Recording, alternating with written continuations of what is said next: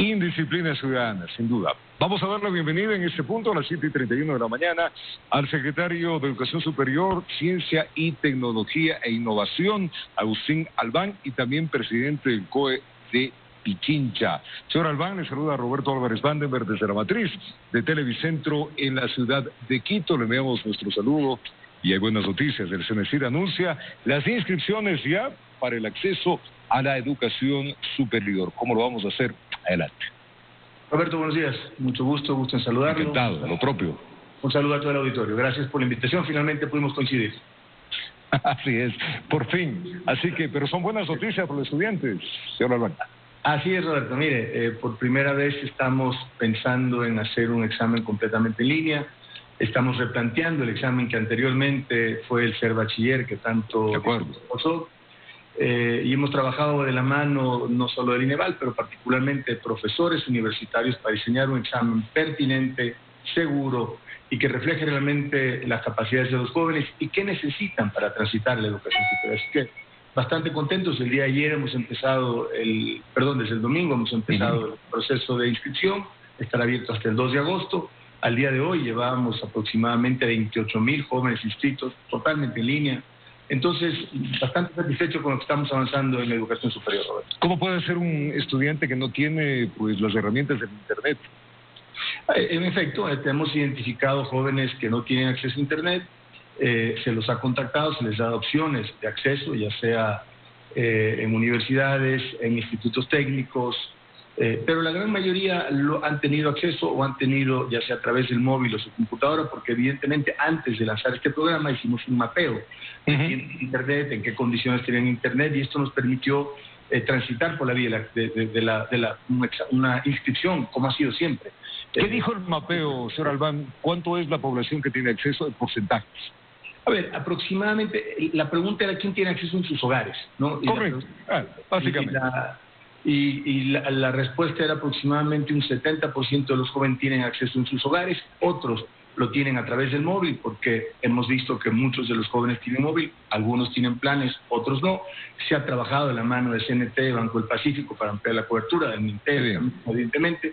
Entonces, esto nos permitió hacer esta inscripción en línea, ¿no? En el caso de jóvenes que no la tuvieran, evidentemente se harán las excepciones necesarias o se les dará otras formas de acceso, por decir, un laboratorio universitario, etcétera. Entonces, estamos satisfechos que vamos a lograr el acceso y las inscripciones en el plazo que hemos definido, Roberto. Pero hemos avanzado harto, señor Albán, 70% de hogares ya es un número significativo de computadoras en el hogar. Y si hablamos de estos aparatos, quiere decir que estamos llegando ya a un 90%, nos queda un 10%, que es un avance fuerte producto de la pandemia. Ahora, vamos a preguntarle el tema de lo que les preocupa a los muchachos y a las familias. ¿Cómo es el tema del examen? ¿Es obligatorio el examen? ¿Qué tipo de evaluaciones van a hacer?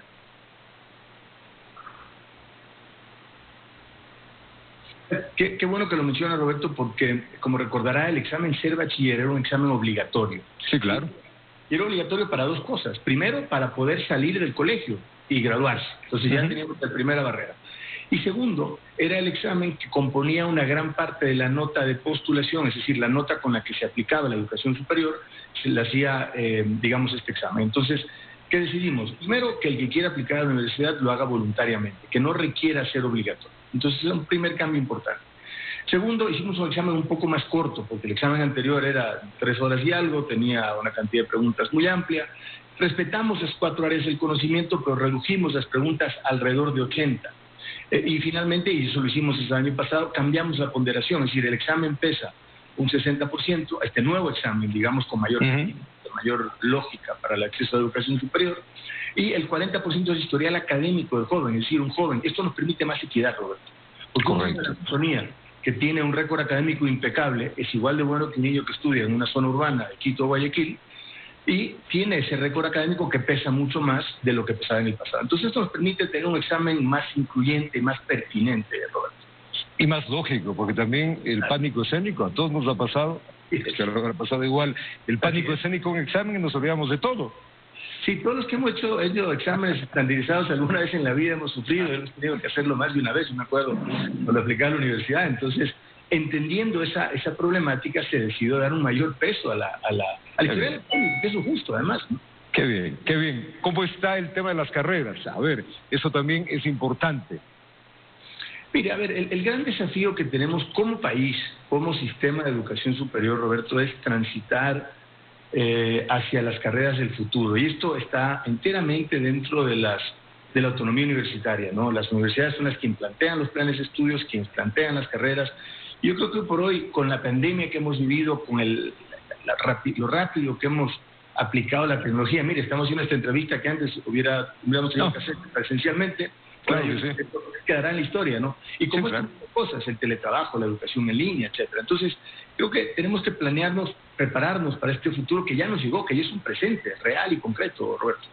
Perfecto, pero ¿cuáles serían más o menos las carreras a futuro que están planteando como país? Porque hay que pensar como país, o sea, en este momento no solamente hay que pensar en las carreras tradicionales, sino, a ver, producto de la pandemia tenemos la crisis económica y también hay una crisis de desempleo y hay que prepararles a los muchachos y mirarles, darles una cartera, una cartelera o un portafolio nuevo de alternativas para que el país también esté preparado en este presente y futuro inmediato.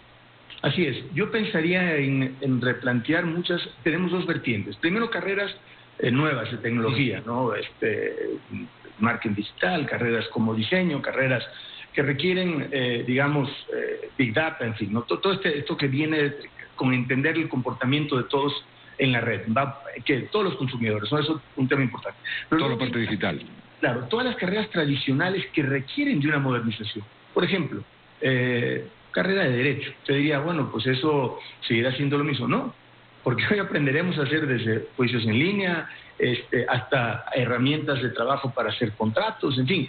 Hay muchas carreras que requieren una modernización y, por supuesto, entender las fortalezas del Ecuador. Somos un país agrícola, eminentemente. Tenemos una riqueza minera importante por desarrollarse, tenemos una riqueza histórica petrolera, tenemos un desafío en ecología, por ejemplo, porque de nuestros grandes baluartes como país es cuidar esta belleza del país que tenemos.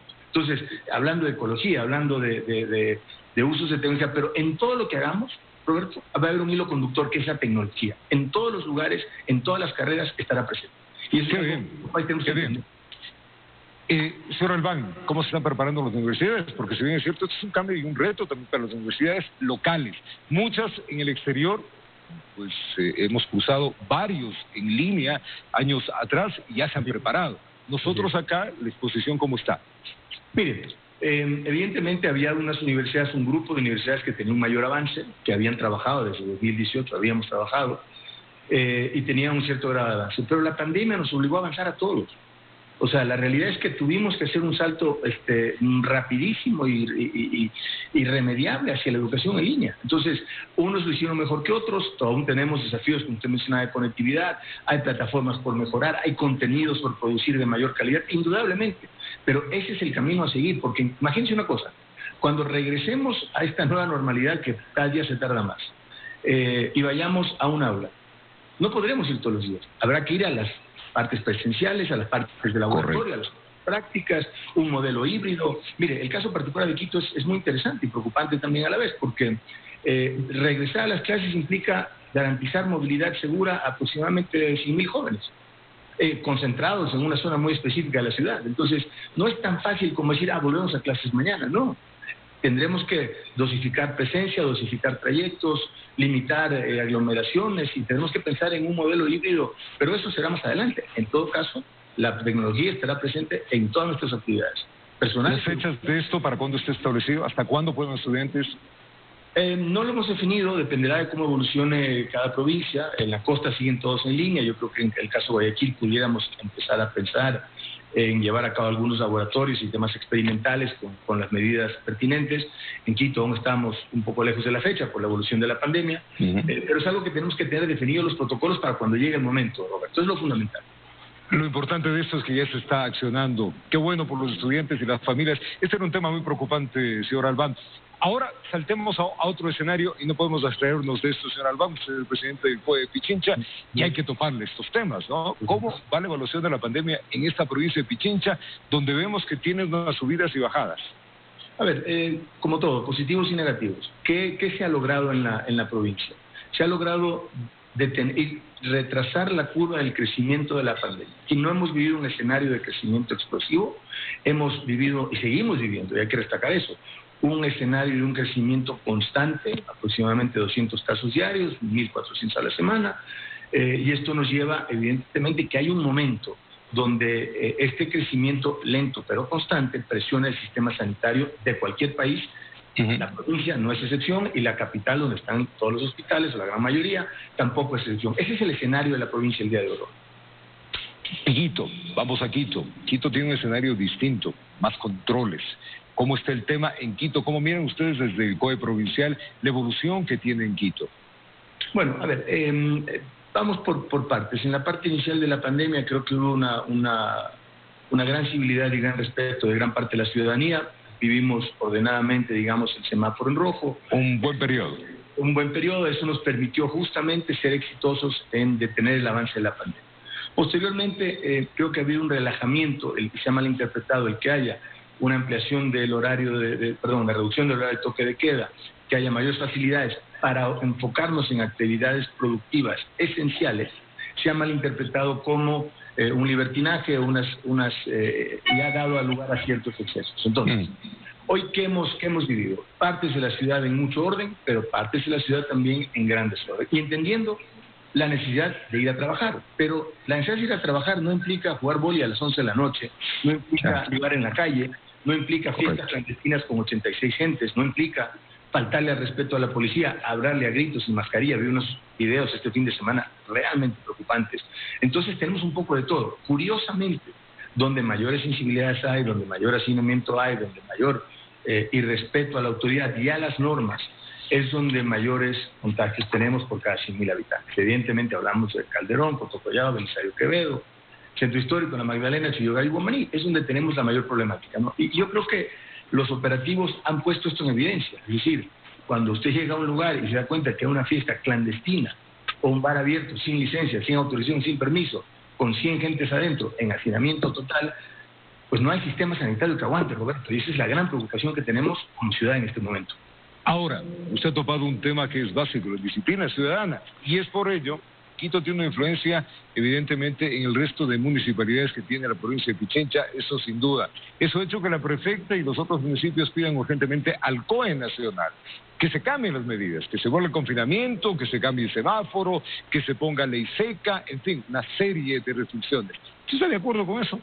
Mire, estoy de acuerdo con algunos planteamientos que se han hecho. Primero, es fundamental escuchar a todos los alcaldes porque nos dan una lectura muy clara del territorio, ¿no? Entonces, esa comunicación es fundamental y siempre agradecemos todas las sugerencias. Un poco por partes. Yo creo que regresar a un semáforo en rojo sería inviable, impráctico e incontrolable. ¿Por qué? Porque después de, no sé cuántos llevamos ahí, pero 130 días de pandemia, tenemos que producir, o sea, aunque digamos, o sea, recorra el sur de la ciudad, recorra los mercados, se da cuenta que la gente tiene que salir y tiene que gustarse un poco la vida, ¿no? Entonces, desde ese punto de vista, no lo veo muy útil. Hay cuestiones que sí se pudiera analizar, por ejemplo, hablar de alguna forma de ley seca, sobre todo por algunos días. Eso está en análisis, tenemos conversaciones, y viendo las cifras y análisis de los operativos es algo que se tiene que considerar. Pensar en ampliar el toque de queda, quizá lo consideraría, por ejemplo, para un sábado en la noche, viernes inclusive. Los demás días los horarios tienen que ir ajustados a la parte laboral, es decir, no puedo poner un toque de queda a las 5, cuando usted regrese a trabajar a las 7, tomando transporte público, moviéndose a alguna otra, digamos, cantón cercano. Entonces, hay que ser sensible a la realidad de la provincia. Yo creo que Mejía, Rumiñahui y Quito van de la mano, el noroccidente tiene su lógica, y el oriente también la suya, hablando de Pedro Moncayo y Cayambe. Entonces, sí hay consideraciones que se van a analizar, se siguen analizando. Hemos tenido reuniones de trabajo para evaluar los resultados de los operativos, nos arrojan interesantes conclusiones. Y creo que es algo que lo vamos a analizar en el COE Nacional, lo hemos conversado ayer y lo conversaremos el día de mañana, pero hay consideraciones que indudablemente tendremos que escuchar de los señores alcaldes. La pandemia y su movimiento es muy parecida, señor Albán, en casi toda Latinoamérica. Latinoamérica es muy parecida, incluso el comportamiento de la población, esta rebeldía ciudadana pasa en casi toda América, ni siquiera es solamente Latinoamérica. Se puede ver en Estados Unidos como en Miami, que es el centro de la pandemia allá, las fiestas están al igual que lo tenemos aquí en Calderón, por citar un sector de la ciudad. Pero hay experimentos, el caso de Bogotá, le pongo Bogotá, cercó por parroquias, por darle un ejemplo. ¿Han ustedes mirado el resultado de eso? ¿Se podría planificar o pensar a futuro hacerlo aquí en Quito? Mire, lo he analizado bastante. Escuché una entrevista de la alcaldesa de Bogotá creo que el fin de semana, CNN creo, y hace un análisis bastante interesante de buscar este balance entre los confinamientos que plantea y productividad. Veremos en las siguientes semanas un poco el resultado de estos confinamientos. Vamos a ver, yo creo que en ciudades que están ligadas tan íntimamente, o por barrios o parroquias, va a ser un poco difícil, pero bueno, habrá que ver el análisis. Creo que nosotros en Quito de alguna manera nos adelantamos ese concepto hace 2 semanas cuando ampliamos operativos por zona caliente, es decir, en parroquias donde tenemos grandes problemáticas, ¿no? Derivado de eso, hay algunas acciones aún por llevar a cabo, pero hemos visto que nos da una foto muy clara del comportamiento de la gente estos operativos.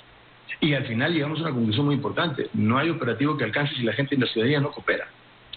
Eso es Vamos a mandar un abrazo al secretario Albán, secretario de Educación Superior y Ciencia y Tecnología. Gracias por atendernos y también presente el COE Pichincha. Nos ha dado mucha información, uno referente al CENESID, importantísima, y otros miramientos que tenemos frente al COE provincial y los petitorios y cómo va desarrollándose esta pandemia que lamentablemente la tenemos que vivir. Gracias, Roberto, muy amable. Un saludo al auditorio otra vez. Un abrazo también. Vamos a una pausa. Nosotros ya retornamos acá en la edición de la mañana de El Comercio TV. Ya venimos.